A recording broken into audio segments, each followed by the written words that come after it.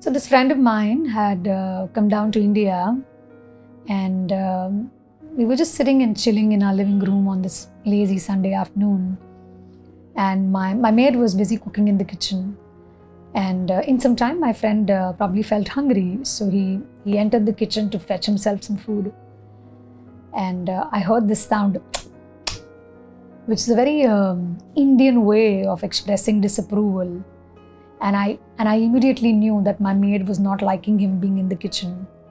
So I entered the kitchen and I kind of, grabbed his hand and I said, "Come on, my maid will serve food to us. Let's just wait outside."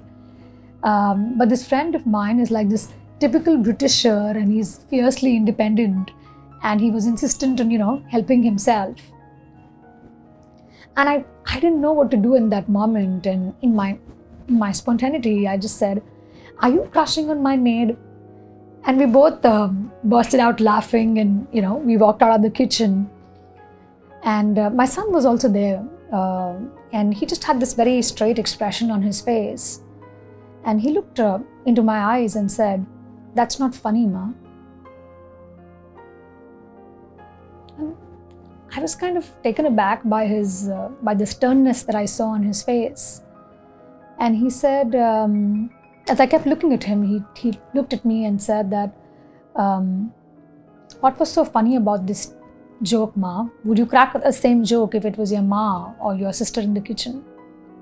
I think that joke of yours was very classist, Mom." For a moment, I felt like, all the blood from my body had just gone cold, and I just stood there numb, not knowing how to react.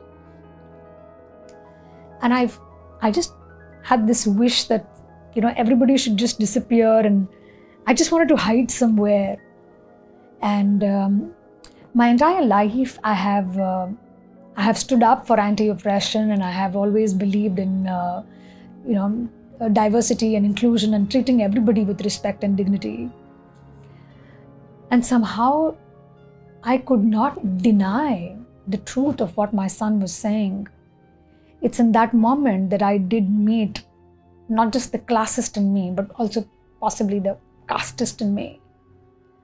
And he was right. I wouldn't crack that joke if my mom was there in the kitchen.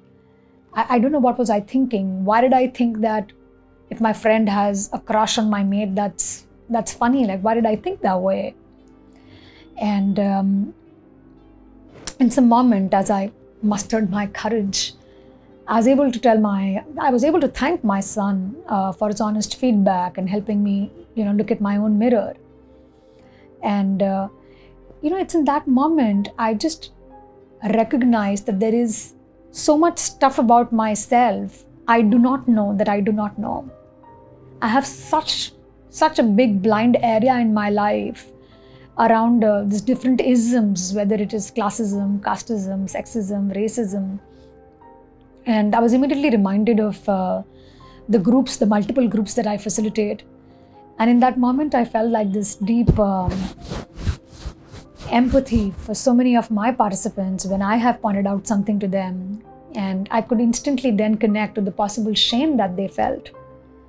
And I recognize that if all of us as human beings, I do have this faith that fundamentally we all believe in shared power, and we all believe in equality and fairness. And yet, because of socialization, we have so many blind areas. And the only possible way in which we can become more aware is by taking feedback. And I guess I've been pondering on this question that how do we make ourselves more open to receiving feedback? How do we prevent ourselves from getting defensive and looking at aspects of ourselves that we don't like?